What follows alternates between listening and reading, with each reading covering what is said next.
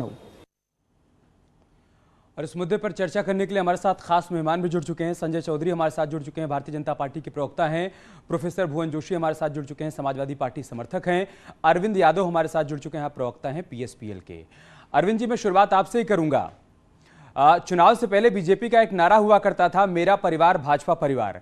क्या बहुत जल्द चाचा शिवपाल भी यही बात कहने वाले हैं क्या, मेरा परिवार भाजपा परिवार?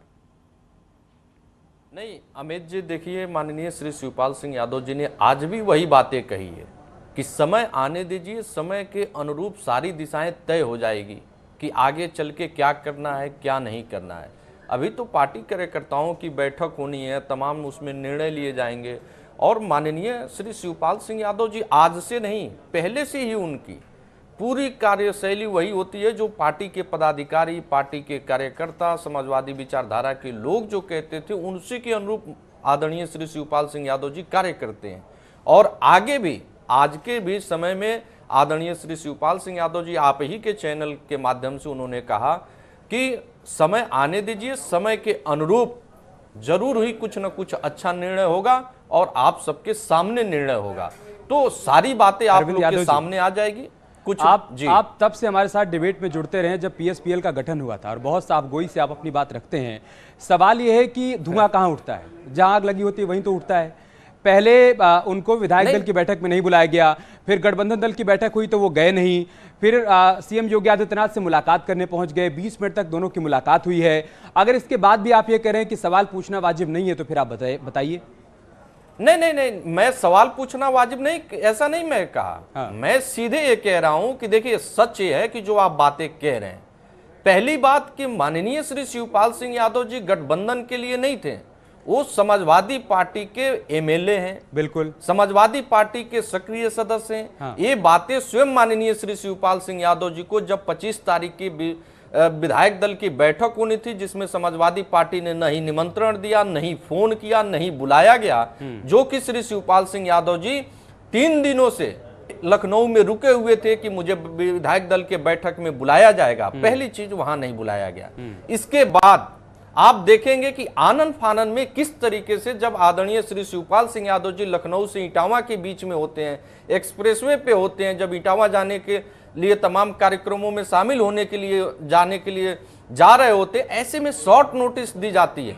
तो मुझे तो नहीं लगता कि किसी भी तरीके से उचित हो। और सच तो ये है कि वो सहयोगी दल के रूप में आदरणीय श्री शिवपाल सिंह यादव जी नहीं थे, समाजवादी पार्टी के यही बात तो पहले दिन से कही जा रही है प्रोफेसर भुवन जोशी, माननीय विधायक, पहले चुनाव से पहले जब शिवपाल यादव और अखिलेश यादव एक साथ आए, दोनों की मुलाकात हुई, उन्होंने 25 नाम सौंपे थे, कहा था ये 25 नाम है, इनमें से जो जिताऊ लगे आप उनको टिकट दे दीजिए। सिर्फ एक टिकट दिया जाता है शिवपाल यादव को, वो भी समाजवादी पार्टी के सिंबल पर।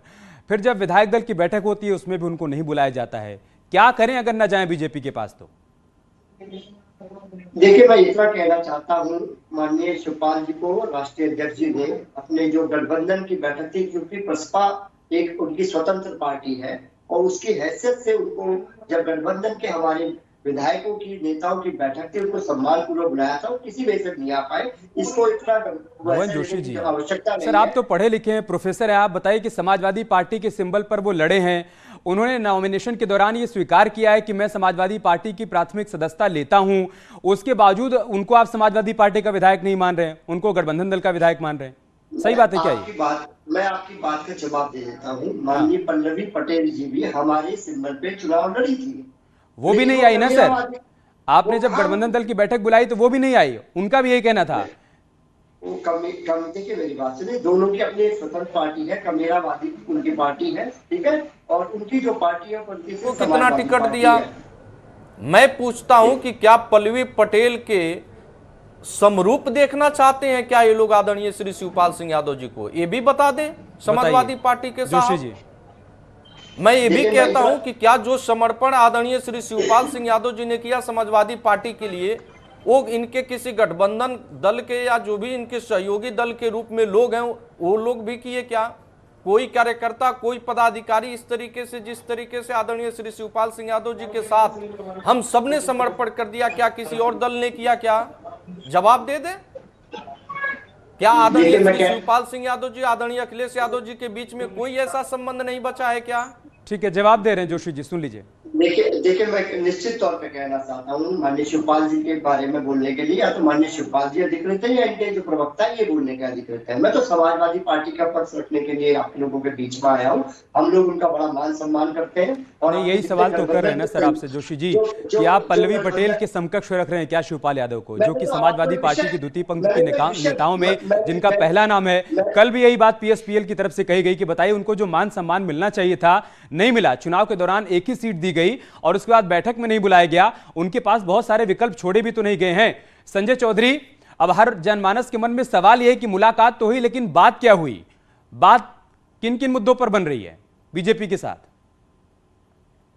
नहीं, ये तो राजनीति का एक बड़ा विचित्र चित्र है कि एक व्यक्ति एक राजनीतिक दल के चुनाव चिन्ह पर चुनाव लड़ता है और उस राजनीतिक दल की ओर से कहा जाता है कि ये हमारी पार्टी का मेंबर नहीं है। मुझे लगता है कि स्थिति एकदम साफ है कि एक व्यक्ति जिसने अपनी पार्टी समाप्त कर दी, दूसरे राजनीतिक दल से लड़ लिया, उसको पार्टी से बाहर करके कहा जा रहा है कि नहीं तुम्हारी वही पार्टी है, तुम उस पार्टी में ही रहो। तो राजनीति वास्तव में सिद्धांतों से होती है, मर्यादाओं से होती है। और मर्यादाओं को छोड़कर जब केवल सत्ता प्राप्ति करने के लिए लोग गठबंधन बनाते हैं तो उसकी परिणति वही होती है कि जैसे ही चुनाव समाप्त होते हैं वो गठबंधन बिखर जाता है। भारतीय जनता पार्टी के खिलाफ केवल रोकने के लिए गठबंधन बना था। समाजवादी पार्टी के गठबंधन के साथी, चाहे वो कमेरावादी अपना दल हो, चाहे वो शिवपाल जी हो, ये सब अपने आप को ठगा हुआ महसूस कर रहे हैं क्योंकि समाजवादी पार्टी का नेतृत्व इन लोगों के प्रति न्याय नहीं कर पा रहा है, इन लोगों के प्रति अन्याय कर रहा है। तो मुझे लगता है कि जो भी नेतृत्व अपने साथ के लोगों को ठगेगा, उनके प्रति अन्याय करेगा, तो वो उनके साथ नहीं रह पाएंगे। मुझे नहीं लगता कि ये लोग बहुत दिन इसीलिए तो मैंने आपसे सीधा सा सवाल पूछा था संजय जी कि भारतीय जनता पार्टी किस तरीके का न्याय कर रही है शिवपाल यादव जी के साथ। उनको राज्यसभा भेज रही है, उनको यूपी कैबिनेट में ला रही है, उनको आजमगढ़ से उपचुनाव लड़वा रही है। किन किन विकल्पों पर विचार किया जा रहा है? नहीं, अभी तो शिवपाल जी को यह विचार करना है कि शिवपाल जी क्या करेंगे। जब शिवपाल जी इस बात का विचार करेंगे कि उन्हें क्या करना है, क्योंकि कई बार ऐसे मौके आए हैं कि शिवपाल जी एक कदम आगे बढ़ते हैं और 2 कदम पीछे खींच लेते हैं।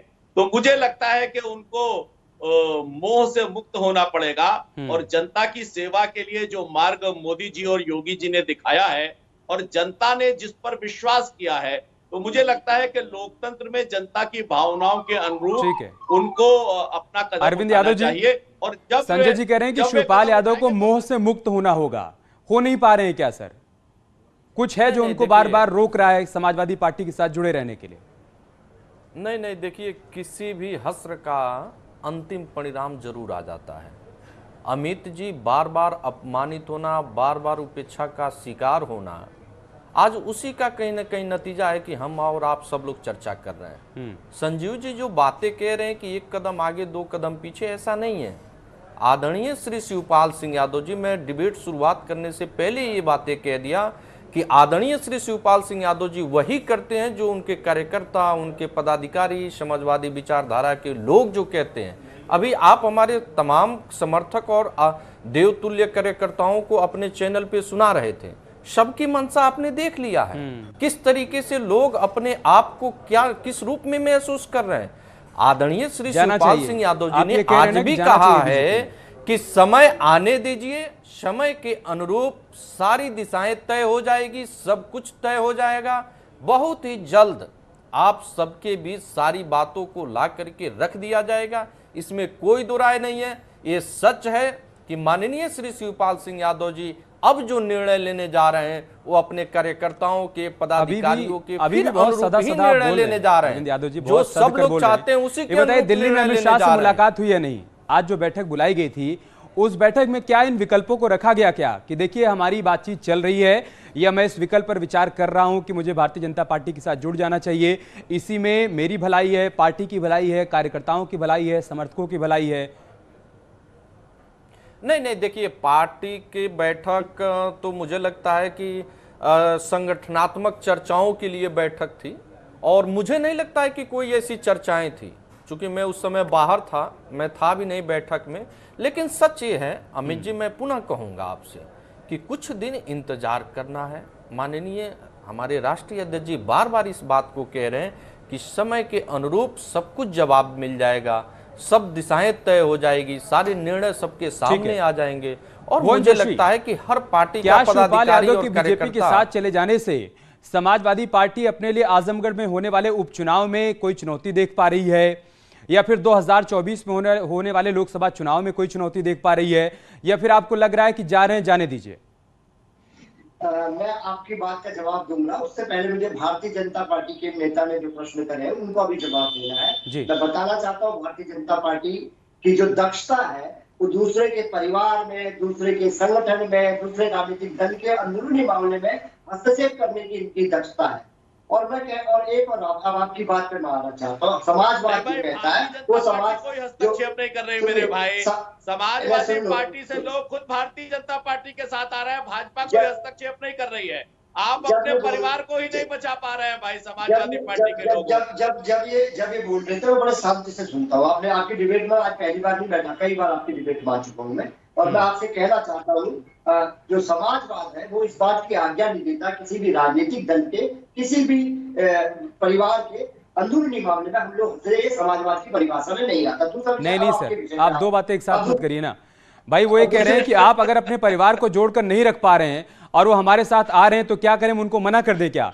भाई अपर्णा यादव आए, उन्होंने उनको शामिल करवा लिया, हरिओम यादव आए, उन्होंने उनको शामिल करवा लिया, अब शिवपाल यादव जी आएंगे तो उनको भी शामिल करवा लेंगे ना। कोई पार्टी क्यों कहेगी कि आप हमारे पास मत आइए?